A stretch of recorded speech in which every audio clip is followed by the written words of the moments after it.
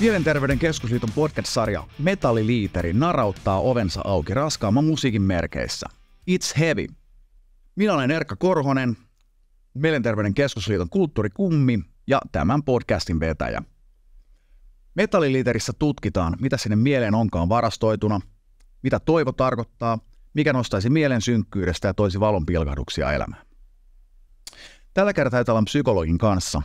Puhutaan muun muassa siitä, mikä kitaristin ja psykologin töitä yhdistää ja miksi musiikki on niin voimakas väline vaikeiden asioiden käsittelyssä. Tervetuloa mukaan. Tässä jaksossa on vieraana Pekka Peksi Olkkonen. Peksi on Staminan kitaristi ja siviiliammatiltaan psykologi. Moi Peksi, tervetuloa, kiva kun oot täällä.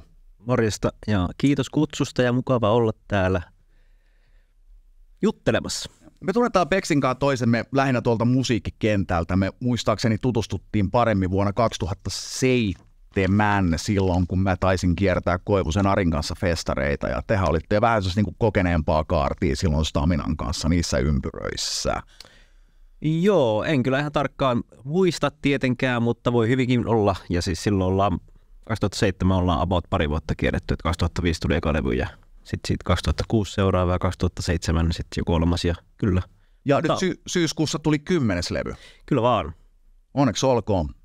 Hieno pirstanpylväs toikin. Kiitos ja täytyy mainostaa, että myöskin syyskuussa tuli Staminan kirja, jossa käydään Staminan historia vuodesta 1996 asti tähän päivään.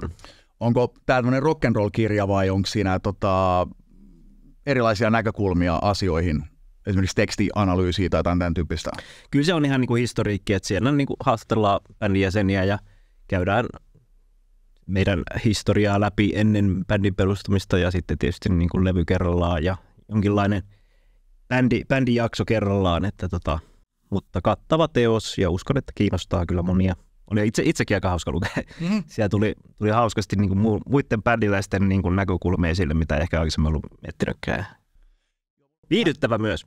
Vähän sama fiilis jäi meidän kirjasta, kun melkein sitä porukkaa on paljon ollut, niin kun lueskeli ihmisten jutut, niin tuli ihan uusia näkökulmia asioihin. Kyllä. Mennäänpäs Peksi asiaan.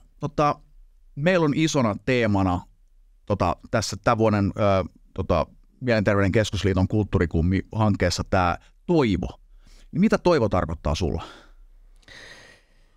No toki tekisi mieli sanoa, että se on vähän niin kuin kaikki kaikessa, että sehän on semmoinen perusvoimavara, jota me niin kuin kaikki tarvitaan. Eli se tarkoittaa esimerkiksi sitä, että uskalletaanko me hakea elämässä niitä meille tärkeitä juttuja ja asioita ja mennä niitä kohti ja niin kuin tavallaan olla välittämättä niistä peloista, mitä meillä kaikilla on. Ja tietysti sitten, jos ajatellaan niin kuin avun hakemista ja toipumista, jos meillä on esimerkiksi mielenterveyden kanssa ongelmia, niin kyllähän se toivo siinä on niin kuin aivan avainasemassa. Toivo oli sellainen, että mä voisin kuvitella, että aika hirveän vaikea on kokea, että lähtee parantumaan, jos ei ole toivoa siitä parantumaan. No eihän sitä varmaan lähtökohtaisesti silloin edes osaa hakea sitä apua. Just näin. Et se on sellainen niin kuin mahdollisuus ja semmoinen ehtymätön lähde, sanotaan näin. Onko sellaisia asioita, mitä sellaisia asioita voisi sulla olla, mitkä niin kuin auttaa katsomaan eteenpäin ja antaa sitkeyttä? No me on kyllä siis sellainen niin kuin lähtökohtaisesti aika positiivinen ihminen muutenkin ja koen olevani aika toiveikas ihminen, että ihan oikeastaan eletty elämä, sehän auttaa meitä kaikkia, jos me ollaan niin kuin koettu, että vaikeistakin asioista voi päästä yli. Niin kuin on ne sitten minkälaisia tahansa, niin sehän kasvattaa sitä resilienssiä ja sitten myös sitä toivoa, että on niin kuin vaikka on vaikeita aikoja, niin jotain parempaa on ehkä sitten mahdollisesti tulossa. Ja se, että on vaikeita aikoja, niin se ei tarkoita sitä, että se olisi niin kuin lopullista tai se jotenkin hukuttaa sen ihmisen. Ja niin kuin mulle henkilökohtaisesti, niin ne on ihan arkisia juttuja. Luonto, musiikki, totta kai ihmissuhteet, läheiset ihmissuhteet, sehän on niin kuin myöskin jälleen kerran kaiken A ja O. Että monet asiat.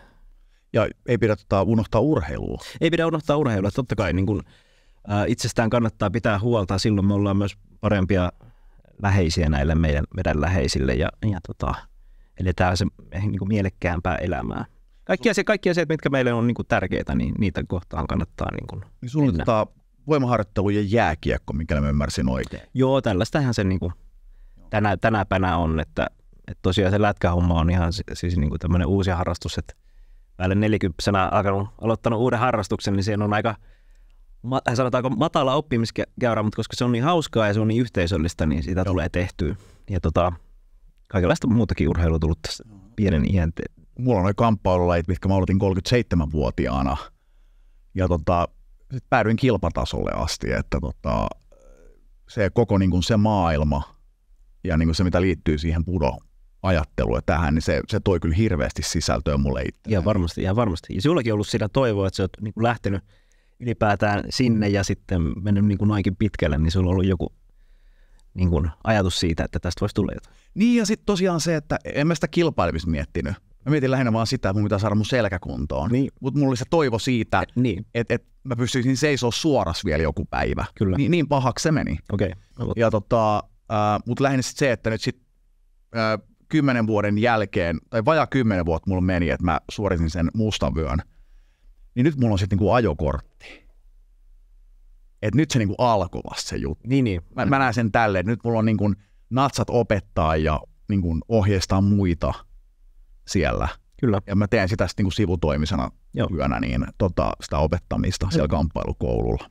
All right.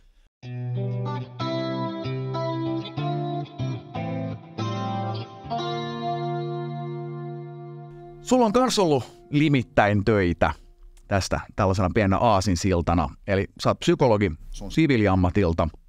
Ja kerro vähän siitä, että mistä se kiinnostus tähän psykologiaan syntyi. No se lähti aika lailla niin lukioikäisenä, että mä oon aina ollut aika kouluorientoitunut ja pärjännyt koulussa ja sitten tietysti lukioon meneminen oli ihan niin täysin oikeastaan ainoa vaihtoehto ja sitten kävin tuolla Lappeenrannan Lyseon lukion ja silloin sinä aikana meillä oli hyvä psykologian lehtori siellä, en valitettavasti muista hänen nimeään, mutta sitten joskus lukioaikana varmaan abivuonna rupesin miettimään tai pyysin jutella hänen kanssaan ja sanoin, että mä oon miettinyt, että mä voisin lähteä opiskelemaan psykologiaa, että mitä hän on sitä mieltä, että se kannusti tosi kovaa ja just olin miettinyt, että pitäisikö lähteä Helsingin yliopistoon pyrkiä ja sitten hän oli myös opiskellut siellä ja sanoi, että joo, että kannattaa, että siellä on opetuksen taso on korkea ja näin ja sitten päätin hakea ja onneksi sitten satuin pääsemään ihan ykkösellä sisään. Ja ehkä tästä semmoinen nuorille vinkki, että kannattaa siellä matikan tunnilla olla niin kuin hereillä, että pitkästä matikasta oli todellakin hyötyä, kun hain opiskelemaan psykologiaa. Tämä tulee monelle yllätyksenä. Okei, joo. Siis tilastotiedettähän siellä niin kuin paljon harrastetaan, ainakin niin kuin näin opiskeluaikana. Joo, mutta sitten sinne ja sitten yliopistossa olin 7 vuotta. Tein gradun liikennepsykologiasta ja sitten kävin siihen tutkintoon liittyvän harjoittelun, kävin maanpuolustuskorkeakoulussa käyttäytymistieteen laitoksella tuolla Tuusulassa, niin vähän niin kuin sille tielle jäin, että sitten valmistuin, niin mä pääsin sinne töihin ja olin siellä pari vuotta töissä. Että näin lyhyesti sanottuna, niin tehtiin psykologisia henkilöarviointeja puolustusvoimille, lentäjiä, erikoisjoukkoja ja tällaisia juttuja ja sitten myös muita ilmailupuolen valintoja, niin kuin Suomen ilmailuopistoa ja Finnairia ja tämmöistä. Ja sitten sen jälkeen sieltä loppu määräaikaiset työsopparit ja sitten hain ammatinvalintapsykologiksi, joka on sitten jo niin kuin enemmän semmoista, se ei ole arviotyötä, tai niin kuin siihen voi kuulua niin kuin arviointeja, voidaan käyttää niin kuin testejä ja tällaista, mutta se on enemmän sitä niin kuin yhteistyötä sitten sen asiakkaan kanssa, eli ratkotaan yhdessä tämän kyseisen asiakkaan ongelmia, tietysti mitkä liittyy ehkä opiskeluun ja työelämään, mutta tietysti niin kuin muutenkin, että siinä työssä alkoi sitten olla jo semmoisia niin kuin terapeuttisempia elementtejä. Ja nykyään, tai itse asiassa sitten, mitä tässä kysyitkin juuri, niin mä olin ollut 4 vuotta päivätöissä ja sitten meidän bändi vaan koko ajan kasvoi isommaksi ja isommaksi ja vei enemmän aikaa. Meillä oli enemmän keikkoja ja kaikkia kiertoita ja näin. Niin totesin sitten siinä vaiheessa, että okei, että tällaista elämää, niin kuin vaikka mä nautin tästä, niin tällaista ei varmaan hirveän pitkään pysty niin kuin elämään niin kuin palaamatta loppuun, että jos sä nyt teet niin kuin viikot päivätöitä ja viikonloput keikalla, niin ei ole vapaapäivä viikossa, ja sellainenhän, sitä mä en suosittele kenellekään, vaikka olisi miten mielekästä. Ja niin sitten päätin, että okei, että niin mä perustan oman firman ja rupean pitää kitaratunteja, koska niitä oli vuosien varrella sitten kyselty aika paljon. totesin, että okei, no tässä on se kysyntä ja mä tykkään opettaa ja niin ehkä tästä voisi löytyä semmoinen hyvä kompromissi ja pystyn paremmin hallitsemaan omia aikatauluja ja sitten 7 vuotta ehdin sitä tekemään niin kuin pelkästään ja sitten tuossa korona-aikana niin sitten hain luvat siihen, että mulla on nyt sitten niin kuin, toimin itsenäisenä ammatinharjoittajana myös psykologina, eli mä otan etänä vastaan asiakkaita. Et se on niin kuin, mä kuvailisin sitä niin kuin lyhytterapiana, eli ihan keskusteluapua. Löydät sä kitaristin ja psykologin töistä jotain niin kuin yhtäläisyyksiä, varmaan ainakin tuossa opetushommassa? Paljonkin. Joo, molemmissa tarvitaan hirveästi luovuutta, jos sä sävelet uutta materiaalia tai uusia biisejä, teet uutta musiikkia, tai sitten mietitään niin kuin psykologin työtä ja sitä muodia, missä siinä ollaan sitä roolia, niin meidän pitää todella olla luovia sen suhteen, mitä se asiakas oikeasti tarvii ja millainen se asiakas on. Että ei niin kuin ole mitään semmoista pakettiratkaisua, mikä toimisi kaikille, vaan kaikki asiakkaat on ainutlaatuisia ja tilanteet on ainutlaatuisia. Että totta kai meillä on sitten se niin kuin ammattitaito itsellämme, että mitä me työkaluja me käytetään tai ei käytetä, ja niin kuin sillä omalla persoonallaan se sitten tapahtuu se itse työ, että se niin kuin muutoshan tapahtuu siinä suhteessa sitten psykologin ja asiakkaan kanssa. Eli sitä luovuutta ainakin, ja sitten tietysti niin kuin molemmissa, niin kuin hyvin tiedät, niin muusikon pitää myös osata kuunnella. eli ja niin kuin se on nyt itsestään selvää, että psykologin myös pitää osata kuunnella, eli semmoinen niin kuin kuuntelemisen, aktiivisen kuuntelun taito pitää olla hyvä. Joo, aktiivisen analyyttisen. Joku joskus sanoi, että meidän pitää olla kuuntelemisen ammattilaisia. Niin, kyllä, ja siinä voi aina kehittyä, vaikka olisi psykologikin, niin kuin kaikessa muussakin. Mutta joo, niin totta kai sitten myös tuo niin kuin opetustyö, niin kuin siinä myös aina me puhutaan niin kuin niiden kitaraoppilaiden kanssa niin kaikista muustakin kuin sitten musiikista ja kitaran soitosta. Ja siinäkin joutuu sitten aika paljon niin kuin mukautumaan sen oppilaan mukaan, että okei, tämä on tämmöinen tyyppi, mitenhän tämä niin kuin tämä oppiikin tämän asian näin, että otetaan tämmöinen kulma tähän. Ja semmoista niin kuin, tietysti läsnäoloa, nämä vaatii nämä hommat molemmat, ja semmoista niin kuin, sen toisen ihmisen hyväksymistä juuri sellaisena kuin se on. Mä muistan aikanaan silloin, mä itse lopetin musiikkikouluduunit joku vähän yli 10 vuotta sitten.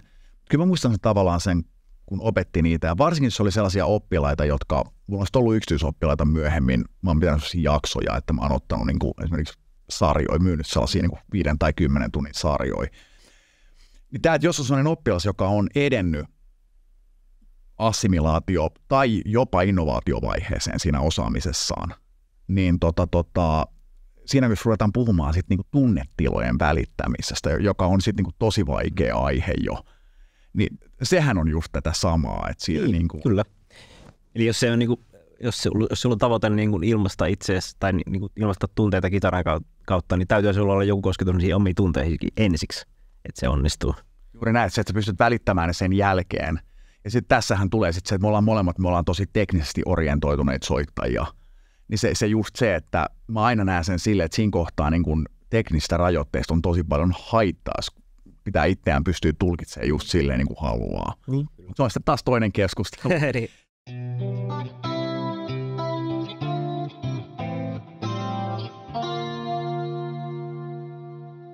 Musiikilla ja musiikin tekemisellä on varmasti sulle tosi iso merkitys. Haluaisitko kertoa vähän siitä niin kuin henkkohtasolla? Joo, on. Ja siis mä niin kuin koen no ehkä tämäkin olisi sellainen niin kuin yhtäläisyys näiden alojen välillä, että musiikin tekeminen ja varsinkin niin kuin uuden musiikin niin kuin luominen, niin se on musta niin kuin palkitsevinta, mitä me tiedän edelleen. Et siksi sitä jaksaa niin kuin tehdä, että on todella kiva soittaa aina kitaraa ja todella kiva tehdä keikkoja ja tehdä levyjä ja näin. Siis se on mun intohimo edelleen, mutta sitten kaikista palkitsevinta on se, kun sä oot saanut jonkun uuden musiikillisen idean, mistä sä oot vähän sellainen, että mistä tää tuli, vitsi miten siisti, että semmoinen aha-elämys. Ja ne on niin kuin monesti sellainen edelleenkin, niin kuin, siinä on jotain taianomaista ja semmoista, että se tulee vähän niin kuin tavallaan vahingossa. Se on niin kuin vähän sairaan siistiä. Ja sitten tietysti se, että siellä saat sitten ne ideat vietyä sille tasolle, että tässä on niin kuin uusi musiikillinen teos, uusi kappale. Niin se on super palkitseva. Joo, tässä tullaan vielä sitten siihen, että kun mä teen itse tuotantoja, niin onko siinä sulla vielä semmoinen askel, että sit kun se tulee valmiiksi, kun se on niin kuin levytetty se juttu, Ja niin kuin näin, että siinä on vielä yksi askel siihen, että se on sitten niin kuin vielä siistimpää parhaimmillaan. Se, että mä muistan joskus niin kuin niitä kokemuksia, niitä ei tietenkään aina tule, mutta se, että jos siitä tulee vielä parempi kuin mitä oli kuullut omassa päässään. No tämä kyllä toteutuu lähes kaikissa kappaleissa, koska se on ihan. Me en osaa niin kuin, me ollaan niin kuin esimerkiksi tämän meidän laulajan Yrden kanssa, niin meillä on erilainen harmoniataju ja kaikin puolin, ja hän kirjoittaa lyriikat ja sen alan mestari. Niin se, että multa lähtee joku idea tai me teen joku valmiin demobiisi ja näin, niin se ei ole koskaan edes minun päässä mitenkään valmis, vaan että sitten kun niin meillä on 5 taitavaa jätkää bändissä, niin kun se menee se biisi sen myllyn läpi ja kaikki pääsee osallistumaan, se on täysin niin kuin tiimityötä, niin silloin siitä tulee niin paljon parempi kuin mä olisin ikinä, vaikka olisin 10 vuotta hieronut sitä biisiä, niin siitä ei tulisi niin hyvää kuin me tehdään muutamassa kuukaudessa tämän bändin kanssa. Että niin kuin 5 aivot on paremmat kuin 1 aivot tässä hommassa, ja tämä on niin kuin puhtaasti tiimityötä, niin kuin lähes kaikki muutkin asiat maailmassa. Niin kuin täälläkin me ollaan, niin täällä on kameroita, ja tänne joku muu laittanut nämä, ja täällä on näitä, joku on laatinut nuo kysymykset. En tiedä, ootko sitä, mutta täällä on tuotu vettäkin meille. Kaikki on tiimi. Joku on kirjoittanut näin. Joku on kirjoittanut. Joku tehdään nämä penkitkin. Kyllä. Me ollaan varmasti molemmat koettu keikoilla. Sulle on tullut puhua ihmisiä, mulle on tullut ihmisiä siitä niin kuin merkityksestä, mitä sillä musiikilla, mitä te teette, on ihmisille.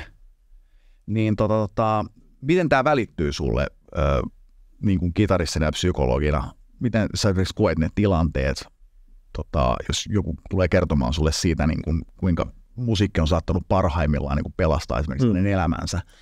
On se tosi koskettavaa, että se on niin kuin, joo, ne on ollut varmaan silloin aluksi niin hämmentäviä juttuja ja on ollut vähän ehkä sellainen, että sitä on saattanut ehkä mielessään vähätellä, mutta eihän se ole, tai siis sitä ei kannata vähätellä, koska sillä ihmisellähän se on niin kuin täyttä totta.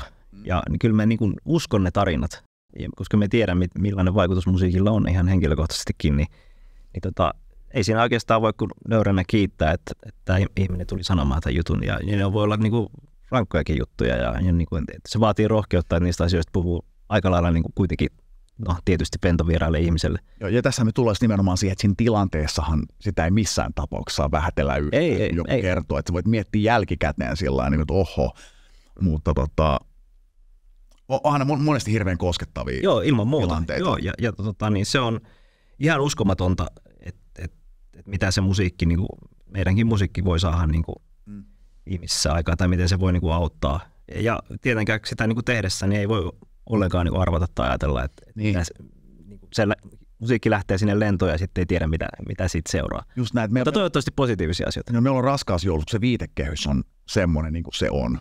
Se on tavallaan, jos puhutaan niin joulusta, aina toivoisin, että kaikilla lapsilla jää hyvät muistot, mutta kun se asia todellakaan ei ole niin.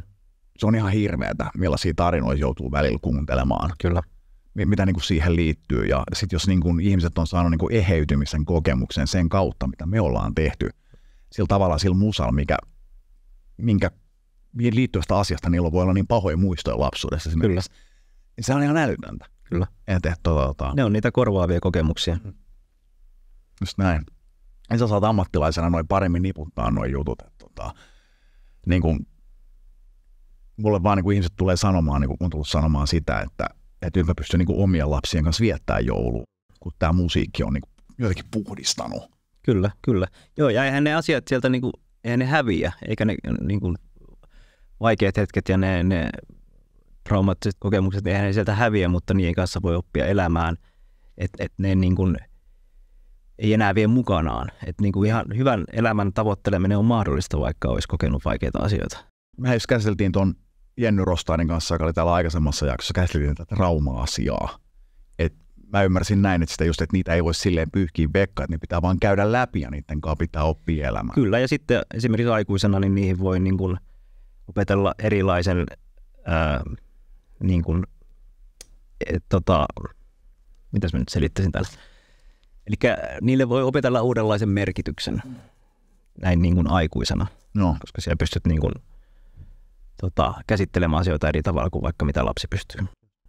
Tässä päästään aika nopeasti tähän sitten, että sulla on varmasti vahva mielipide ja hyvä pohjakin tukemaan sitä siitä, että niin kun miten musiikkia voidaan käyttää niin kuin vaikeiden asioiden käsittelyyn ja tunteiden käsittelyyn niin kuin hoitopuolella? No tästä mä itse asiassa tiedän yllättävän vähän. Mä en ole musiikkiterapiaa oikeastaan ikinä sellainen hirveämmin tutustunut. Mä tiedän siitä aika vähän. Mä en ole missään nimessä niin kuin ammatillisesti tehnyt mitään sellaista.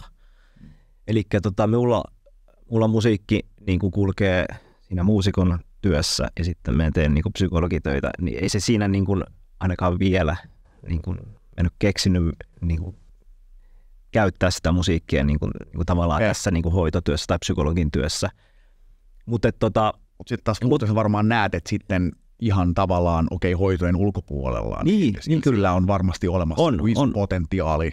On ehdottomasti, joo. Ei mitä niin kuin tuolla keikoillakin näkee, että kyllä se on niin kuin, musiikki on turvallinen väylä, ja varsinkin raskas musiikki, se on turvallinen väylä käsitellä niitä vaikeita tunteita ja niin kuin myöskin purkaa niitä. Tai ainahan niitä tunteita ei tarvitse purkaa, mutta se on turvallinen väylä myös siihen. On tärkeää, että puhuttaisiin turvallisuudesta, koska monethan saattaa niin kuin vähän kavahtaa mörköllikansaa, joka tuolla niin kuin metallifestareilla käy ja esimerkiksi vaikka Tuskassa. Mutta siitä jos ruvetaan katsoa tilastoja, niin Tuskassahan on vähiten järjestyshäiriöitä missään suomalaisessa. Se on yksi iso yhteisö, niin kuin samanlaista perhettä.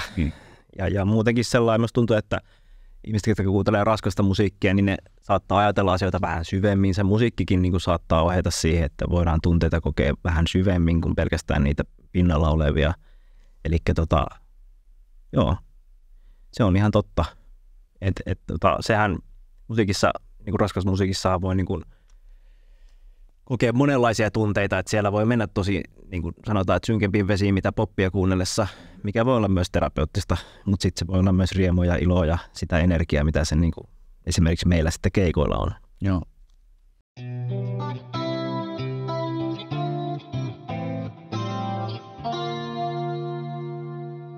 Voisiko sulla lopuksi antaa vielä joku raskaan musiikin biisi, joka toimii sulle niin kuin terapiabiisinä?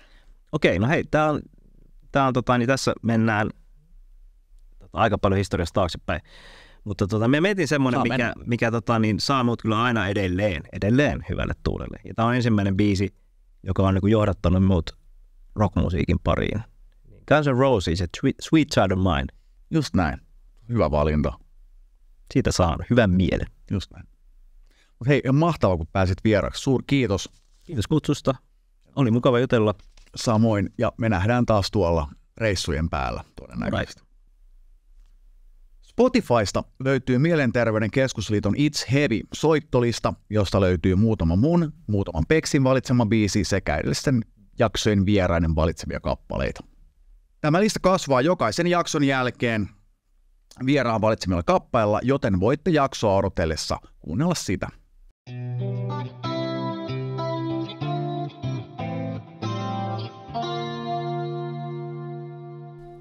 Kaipaatko tietoa tai tukea mielenterveysasioissa? Jos sinulla on huoli omasi tai läheisesi mielenterveydestä, omat kerrot on hukassa, koet olevasi yksin huoliesi kanssa tai mietit, mistä saisit apua, ota yhteyttä Mielenterveyden keskusliittoon www.mtkl.fi. Mielenterveyden ammattilaiset vastaavat valoa chatissa ja neuvontapuhelimessa jokaisena arkipäivänä. Lisäksi tiistaisin ja torstaisin on valoa vertaischat, jossa voit keskustella mielenterveyden haasteita itse kokeneen vertaisen kanssa. Mielenterveyden keskusliitto on mielenterveysongelmia itse kokeneiden ihmisten järjestö. Älä jää yksin ajatuksesi kanssa. Hae apua mieluummin jo tänään. Metalliliiteri on toteutettu yhteistyössä Rockwayn kanssa. Kuvan ja äänen jaksoon teki Mika Muhonen. Sisältösuunnittelusta vastasivat Niina Tuittu ja Evelina Arnos Mielenterveyden keskusliitosta. Haastattelussa oli Pekka Peksi Olkkonen ja minä olen Erkka Korhonen. Kiitos, kun olit mukana.